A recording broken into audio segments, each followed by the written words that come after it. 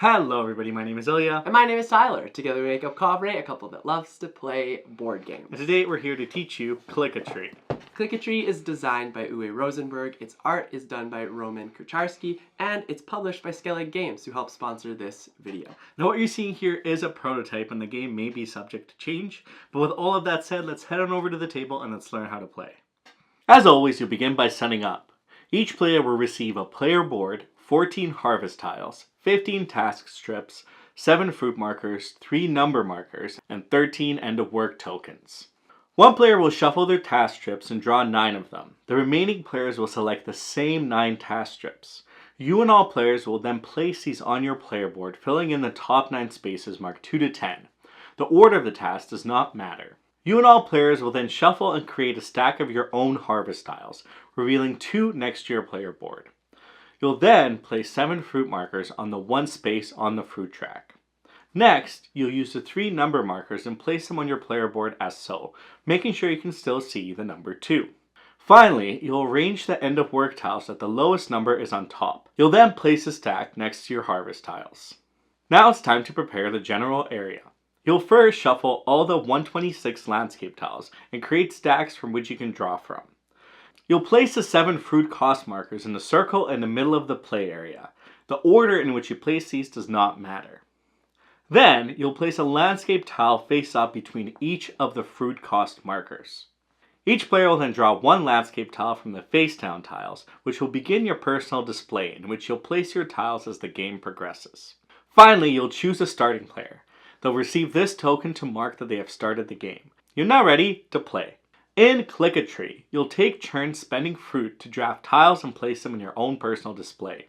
You'll also place 1 harvest tile each turn, hoping to harvest a variety of fruit to cross a fruit threshold on your player board to trigger the game end.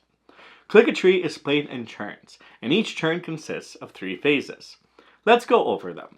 First phase, select and refill landscape tiles. What you'll do here is select 2 adjacent landscape tiles by paying the 1 fruit that's in between the 2. You'll move the fruit marker down to indicate you've paid with it. You must be able to pay the cost to take the tiles, meaning fruit at 0 cannot be paid with. You'll then replace the tiles you've taken from the face down supply. The second phase is placing your landscape tiles. You'll place these one by one on your player board. You must place the tiles adjacent to already placed tiles in your display area. Other than that, there's no additional placement rules for landscape tiles. You can place tiles in any way, but it may be useful to create groups of the same fruit, as you'll be able to conduct a greater harvest, which we'll talk about in a moment.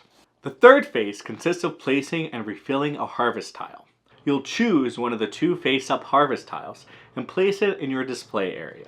When placing, you must have at least 1 edge adjacent to an existing tile, similar to the tile placement rules in the landscape tiles. However, there's a few more rules to follow here. Harvest symbols may never be placed next to other harvest tiles. The harvest tiles may still touch each other, but not with the harvest symbols. The other rule you need to follow is that when placing a harvest tile, 1 harvest symbol must be adjacent to an existing landscape tile, meaning at least 1 harvest must happen. Now, what is a harvest? A harvest happens in 2 scenarios.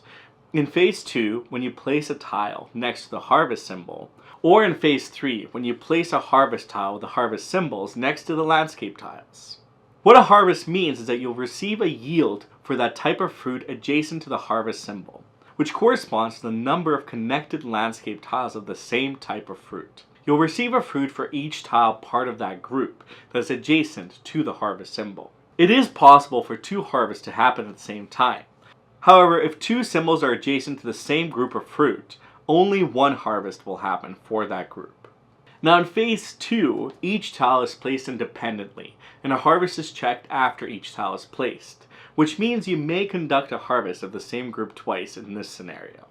Now you'll mark the fruit you gain by increasing the fruit tokens on your board.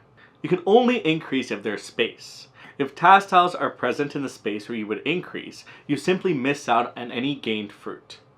After gaining fruit, you'll check to see if the harvest tile has been fulfilled. If all harvest symbols are adjacent to landscape tiles, you'll take the end of work token and place it on top of the harvest tile.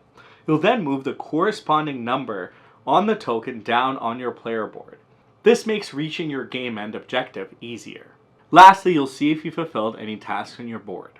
The 9 initial tasks are conditions you need to meet in your own display area in order to remove them. Let's go over the ones you'll see. The tasks with the tree symbols want you to have the same trees in a particular shape. For example, 4 identical trees in a straight line. Empty hexagons look for trees of any type. Here, for example, this task asks for 7 trees of any type and any fruit in a round block. Now you'll notice the tree tiles have a sign with the letter A or B, or sometimes both. These will help you fulfill tasks like this, having 4 different trees of type A touching each other. Now I want to emphasize that both A and B tasks will require different trees when creating these shapes. Finally, the other type of task you'll see is the one with the harvest tiles. This one, for example, wants to see 2 connected harvest tiles. As a reminder, these cannot be connected through the harvest symbol, only by the green space on the tiles. Fulfilling tasks and harvesting can be done in any order. If you've completed a task, you'll remove the task tile, so that when you harvest, you can potentially gain more fruit. Once a task tile is removed, you'll slide all the task strips up. There'll never be gaps on your player board. And that's your turn. Again, as a summary, you'll choose tiles and pay the cost to obtain them, place them in your display area, place a harvest tile, and conduct a harvest, check for filled harvest tiles, and any goals you've completed. It's now the next player's turn. They'll keep taking turns building your display areas until one player reaches the end game condition, which is when a number of your fruit tokens cross the matching number on the left of your player board. To help you understand this, we'll show you a few examples. Here, you've triggered the game end by having 5 fruit cross the number 5. Here, with 2 fruit crossing the number 2. Now once this happens, each player will have equal turns, so you'll keep playing until the player to the right of the first player has completed their turn. If only one player reached the game end condition, they win.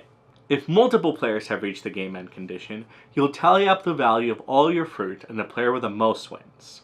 Now another way the game can end is if no one fulfills the game end condition by the time all the harvest tiles are placed.